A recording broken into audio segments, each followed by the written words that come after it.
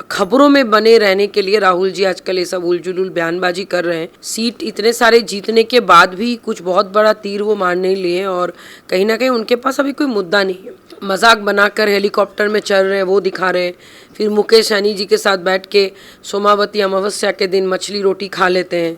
और राहुल जी, मुझे समझ नहीं आता वो कौन सा धर्म को मानते हैं, लेकिन मुझे लगता है कि आज की जनता को वो बिल्कुल पसंद नहीं है। बिहार पक चुका है, बिहार को चाहिए रोजगार। हम बात करेंगे, राष्ट्रीय प्रवक्ता हैं दिव्जानी मित्रा, इनसे हम बात करेंगे कि जिस तरह से लोग हमेशा कहीं ना कहीं 6 महीने पे देखते हैं, आज एनडीए गठबंधन की तरफ से हमेशा देवी देवताओं के बारे में बोला जाता है या हिंदू के बारे में बोला जाता है। हम बात करेंगे अगर नेता इस तरह का बयानबाजी करते नजर आएंगे तो जनता इससे क्या सीखेगी। देखिए, सबसे पहले जिस नेता ने इस टाइप की बातें किया है, मुझे नहीं लगता है कि भारत में कुछ ऐसे लोग ही हैं जो उनको एज अ लीडर मानते हैं। और अभी फ़िलहाल सीट इतने सारे जीतने के बाद भी कुछ बहुत बड़ा तीर वो मार नहीं लिए और कहीं ना कहीं उनके पास अभी कोई मुद्दा नहीं है। इसको कहते हैं अटेंशन सीकिंग बिहेवियर। लोगों के खबरों में बने रहने के लिए राहुल जी आजकल ये सब उलझुल बयानबाजी कर रहे हैं।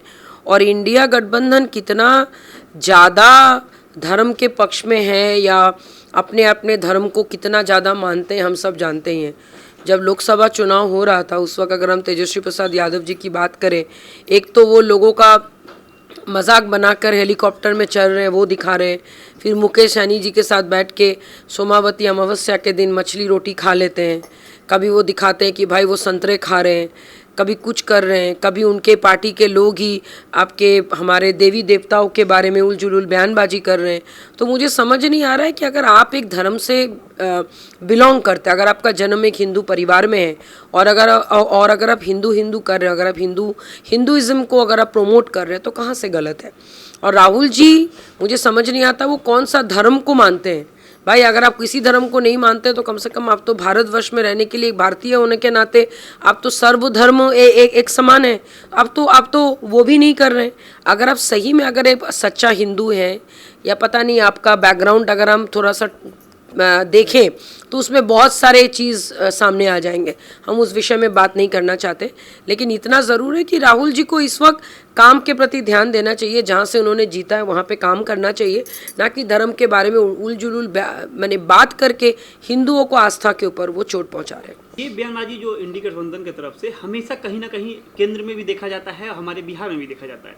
आप तो देखेंगे बिहार में तेजस्वी यादव का जिस तरह से वीडियो वायरल हुआ था, बिल्कुल उसके बाद जिस तरह से महागठबंधन की जिस जब सरकार थी, अब शिक्षा मंत्री जो थे, शिक्षा मंत्री का जो आया था रामचरित लेकर, जी, उसमें भी बवाल हुआ था।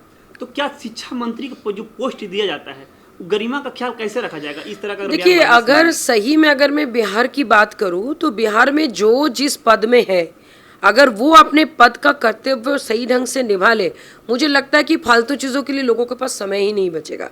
लेकिन लोगों को चाहिए भाई कुछ ऐसा बात करे ताकि हम लोगों के विश्वास पे चोट पहुंचा के एक सेलिब्रिटी बन जाए।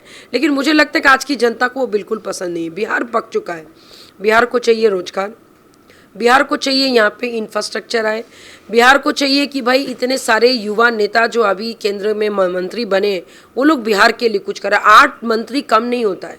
बिहार से अपने 8 मंत्रियों को जगह दिया है तो उनको भी आगे सोचना पड़ेगा ना, उनको भी आगे ले जाके मैंने हम लोग क्या चाहते हैं कि आठों मंत्री बिहार के कल्याण के लिए बिहार में रोजगार लाएँ, बिहार में सारे एक जो सिस्टम जो बना हुआ है उस चीज़ को बदलें। तो मुझे लगता है कि सदन में अगर इस टाइप के बातें कोई नेता कर रहा है उनको सीधा बाहर का रास्ता दिखाना चाहिए। तो हमारे साथ थे लोक जनशक्ति पार्टी के पशुपति पारस के राष्ट्रीय प्रवक्ता दिव्जानी मित्रा। इन्होंने आपने सुना कि जिस तरह से इन्होंने जिस एनडीए गठबंधन की तरफ से देवी देवताओं या हिंदू को लेकर बयानबाजी होते रहता है उस पर उन्होंने कटाक्ष किया है। इसी तरह के तमाम बड़ी खबरें देखने के लिए बने रहे मगिया। बहुत बहुत धन्यवाद।